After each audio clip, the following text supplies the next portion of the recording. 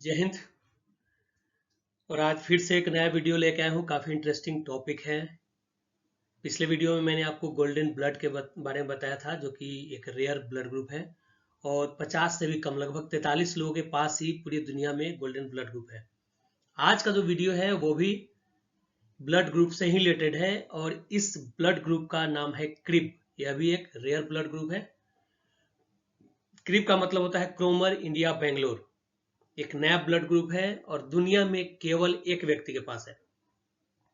और सबसे इंटरेस्टिंग बात यह है कि यह ब्लड ग्रुप इंडिया में ही पाया गया है। तो आज के इस वीडियो में हम लोग रेयर ब्लड ग्रुप क्रिब के बारे में डिस्कशन करेंगे। वीडियो में आगे बढ़ने के पहले अगर आपने मेरा चैनल सब्सक्राइब नहीं किया है तो सब्सक्राइब कर लीजिए, और अगर ये वीडियो आपको अच्छा लगता है तो इस वीडियो को शेयर करना मत भूलिएगा। साथ में कमेंट करके जरूर बताइए कि आपको ये वीडियो कैसा लगा। तो आइए देखते हैं क्रिब ब्लड ग्रुप।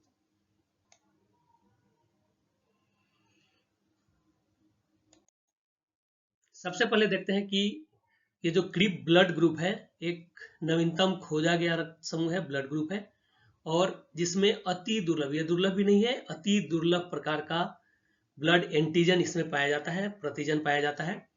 और जून 2025 में international society of blood transfusion ISBT द्वारा इसे आधिकारिक तौर पर यह नाम दिया गया, दैट इज क्रिब। तो आगे बढ़ने के पहले सबसे पहले हम जानते हैं कि ये ISBT क्या है, यानी international society of blood transfusion है क्या।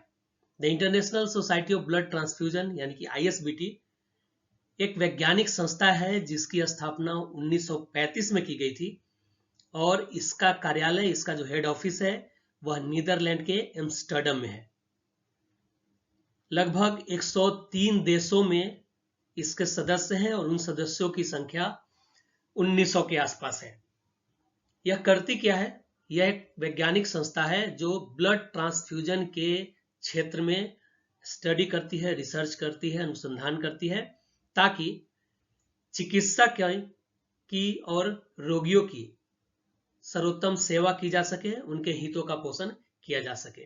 तो ये था ISBT यानी the international society of blood transfusion. अब देखते हैं क्रिब के बारे में।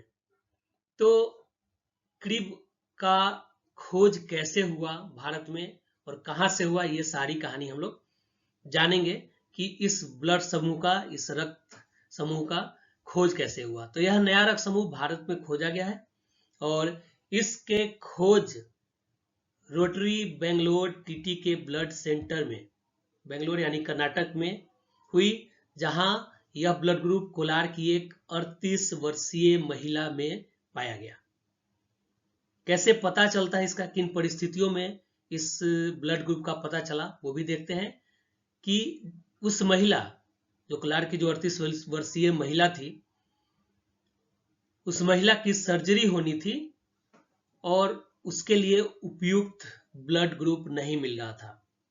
उसके पहले उसके ब्लड ग्रुप को O पॉजिटिव घोषित किया गया था, लेकिन बाद में डॉक्टर्स को या ब्लड जो बैंक है उसको डाउट हुआ, तो आगे उसको भेजा गया जांच के लिए उसके। हालांकि सर्जरी के दौरान उस महिला को ब्लड ट्रांसफ्यूजन की, रक्त चढ़ाने की जरूरत नहीं पड़ी और उसका ऑपरेशन सफलतापूर्वक हो गया। लेकिन उसके ब्लड ग्रुप को चूंकि कुछ अलग लग रहा था, कुछ एंटीजन्स नए लग रहे थे, तो उसे अंतर्राष्ट्रीय, ब्रिटेन में स्थित अंतर्राष्ट्रीय रक्त समूह संदर्भ प्रयोगशाला IBGRL में उसके ब्लड सैंपल को भेजा गया। महीनों परीक्षण के बाद उस ब्लड ग्रुप में एक अननोन एंटीजन मिला और जो IBGRL है ब्रिटेन में, उसने इसकी पुष्टि की और उसने ही बताया कि भाई ये तो एक नया ब्लड ग्रुप है और ये जो एंटीजन मिला है वो बिल्कुल ही नया है। इस खोज की आधिकारिक घोषणा जो हुई वह जून 2025 में इटली के मिलान में ISBT यानी international society of blood transfusion, इसके 35वें क्षेत्रीय सम्मेलन में की गई। यानी कि वहां पर यह घोषित किया गया, यह घोषणा की गई कि एक नया ब्लड ग्रुप जो कि बेहद ही रेयर है, अति दुर्लभ है, पाया गया है। तो इसका नामकरण वहीं पे आधिकारिक रूप से किया गया, क्रिब, यानी सी फॉर क्रोमर और आईबी फॉर इंडिया बेंगलोर, जो इसके मूल अर्थात भारत को मान्यता देता है। यानी क्रिब से यह पता चलता है कि यह ब्लड ग्रुप सबसे पहले भारत में ही पाया गया है। तो CR for क्रोमर and IB for India Bangalore. तो ये थी क्रिब ब्लड ग्रुप की खोज और उसके नामकरण की कहानी। अब इसके बारे में कुछ तथ्यों पे हम लोग एक नजर देख लेते हैं। दुर्लभता की बात करें तो यह व्यक्ति वर्तमान में विश्व का एकमात्र ऐसा व्यक्ति है जिसके पास यह स्पेशल एंटीजन प्रोफाइल है। यानी कि क्रिब ब्लड ग्रुप अभी तक पूरे दुनिया में केवल एक ही व्यक्ति के ब्लड में है। सिस्टम क्या है? क्रिब जो एंटीजन है वह क्रोमर रक्त समूह सिस्टम का हिस्सा है। क्रोमर ब्लड ग्रुप सिस्टम का यह हिस्सा है, क्रोमर एंटीजन, जिसमें लाल रक्त कोशिकाओं पर प्रोटीन शामिल होते हैं। जो जितने भी एंटीजेंस हैं वो प्रोटीन्स ही हैं और लाल रक्त कोशिकाओं पे पाई जाती हैं, रेड ब्लड सेल्स पे पाई जाती हैं। तो ये क्रोमर ग्रुप का है, इसलिए वहां से CR लिया गया। असंगति क्या है इसमें, ये देख लेते हैं कि मरीज में एक उच्च प्रचलन प्रतिजन का अभाव है जो ज्यादातर लोग युवाओं में है। वैसा एक एंटीजन जो लगभग सभी लोगों में पाया जाता है, वह एंटीजन इस कोलार की महिला के ब्लड में नहीं पाया गया। उसका रक्त पैन रिएक्टिव था, यानी कि O पॉजिटिव सहित सभी मानक रक्त समूहों के साथ प्रतिक्रिया कर रहा था। यानी कि इसे O पॉजिटिव तो घोषित किया गया था, लेकिन इसका ब्लड O पॉजिटिव सहित जितने भी स्टैंडर्ड ब्लड सैंपल्स थे उन सबके साथ रिएक्शन कर रहा था। इसलिए यह मुश्किल था कि उस महिला को कोई भी ब्लड ग्रुप का ब्लड दिया जा सके, ब्लड ट्रांसफ्यूजन किया जा सके। यानी कि O पॉजिटिव पहले से घोषित किया गया था, लेकिन वह ब्लड ग्रुप O पॉजिटिव नहीं था और O पॉजिटिव वाले ब्लड ग्रुप के साथ भी वो रिएक्शन कर रहा था। तो यहाँ पे यह असंगति आ रही थी कि O पॉजिटिव घोषित करने के बाद भी O पॉजिटिव ब्लड ग्रुप का ब्लड इस महिला को चढ़ाना मुश्किल था क्योंकि उसका ब्लड रिएक्ट कर रहा था। अब देखते हैं कि इस खोज का चिकित्सकीय महत्व क्या है, मेडिकल की दुनिया में इसका क्या महत्व है। सबसे पहला है कि ब्लड ट्रांसफ्यूजन में चैलेंजेस आ रहे हैं। क्रिब रक्त समूह वाले व्यक्तियों को रक्तदान के लिए, ब्लड ट्रांसफ्यूजन के लिए क्रिब निगेटिव रक्त की आवश्यकता होती है। यानी कि O पॉजिटिव ब्लड ग्रुप इसे नहीं चल रहा है, क्रिब निगेटिव चाहिए। और अभी तक जितने भी रिकॉर्डेड ब्लड ग्रुप्स हैं जो कि ग्लोबल रजिस्टर में रिकॉर्ड हैं, कहीं भी यह ब्लड समूह उपस्थित नहीं है।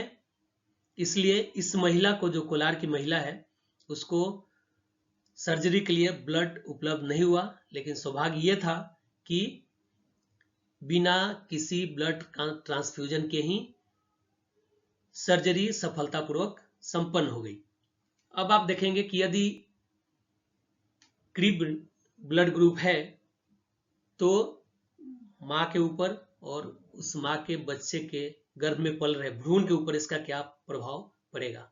यदि क्रिब निगेटिव मां के गर्भ में क्रिब पॉजिटिव भ्रूण है तो उसमें एंटीबॉडी विकसित हो जाता है, तो भ्रूण और नवजात शिशु को हेमोलिटिक HDFN रोग का संभावना बना रहेगा।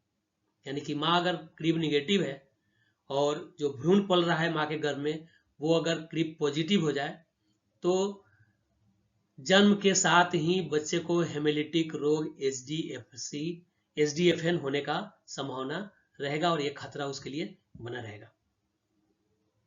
आगे देखते हैं कि इससे क्या भविष्य में स्वास्थ्य सेवाओं पर क्या असर पड़ने वाला है।